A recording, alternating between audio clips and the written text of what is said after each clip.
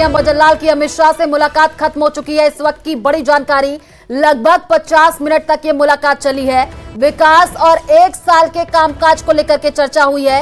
Rising Rajasthan में हुए निवेश को लेकर के भी चर्चा हुई है।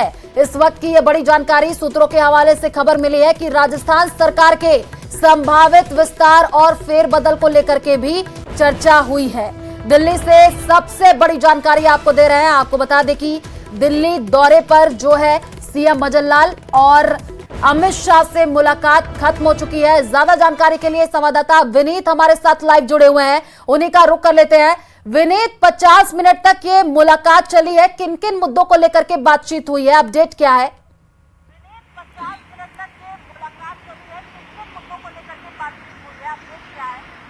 जी, निश्चित तौर पर मैं आपको बताना चाहूंगा कि लगातार भजनलाल शर्मा जो है वो पिछले कई दिनों के बाद जो है वो केंद्रीय गृह मंत्री अमित शाह से मुलाकात किए हैं और लगभग 50 मिनट की मुलाकात हुई, जिसमें प्रदेश के जो विकास कार्य है या 1 साल के जो पूरा हो गया है उस पर चर्चा हुई। साथ ही साथ जिस तरह से राइजिंग राजस्थान हुआ, लगभग 38 लाख करोड़ का इन्वेस्टमेंट और एमओयू पर हस्ताक्षर हुआ, इस पर भी चर्चा हुई और इसकी जानकारी दी। साथ ही साथ जो एक बड़ी बात यहाँ पर आ रही है, लगातार जिस तरह से प्रदेश में हम विस्तार, मंत्रिमंडल विस्तार और मंत्रिमंडल फेरबदल के कयास के जो कयास दिख रहे हैं, उसको लेकर के भी आखिरकार चर्चा हुई कि क्या आने वाले दिनों में मंत्रिमंडल का विस्तार किया जाए और मंत्रिमंडल में क्या कुछ फेरबदल की जरूरत है।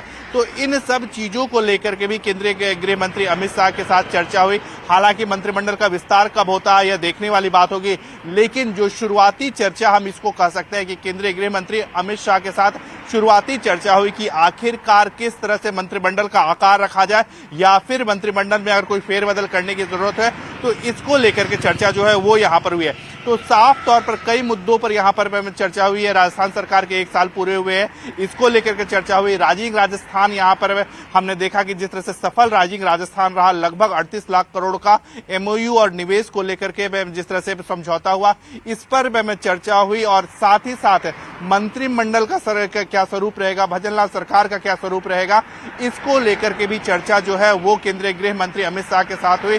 आज केंद्रीय गृह मंत्री अमित शाह के पास समय था, तो और उसके बाद जो है वो राजस्थान के मुख्यमंत्री भजनलाल शर्मा को जो है वो टाइम दिया जाता है। उसके बाद भजनलाल शर्मा जो है वो दिल्ली पहुंचते हैं और उसके बाद जोधपुर हाउस के बाद लगभग 9 बजे जो है वो केंद्रीय गृह मंत्री अमित शाह के आवास पर पहुंचते हैं। लगभग 50 मिनट की चर्चा जो है वो होती है, जिसमें विभिन्न मुद्दों पर चर्चा हुई और सबसे महत्वपूर्ण मुद्दा हम कह सकते हैं कि आने वाले दिनों में मंत्रिमंडल का क्या स्वरूप रहेगा, इसको लेकर के जो प्रारंभिक चर्चा और कंसल्टेशन जो हो सकता है वो अब अमित शाह के साथ किया गया। जी बिल्कुल विनीत, क्योंकि ये मुलाकात खत्म हो चुकी, सबकी नजरें भी इस मुलाकात पर टिकी हुई थी। बताइएगा कि सीएम कब तक दिल्ली में रुकेंगे और क्या अन्य मंत्रियों से भी मुलाकात का कार्यक्रम है? क्योंकि इससे पहले भी हमने देखा होगा जब सीएम दिल्ली दौरे पर रहते हैं तो जाहिर सी बात है कई बड़े नेताओं से मिलते हैं। क्या कोई और नेता से मिलने का कार्यक्रम है?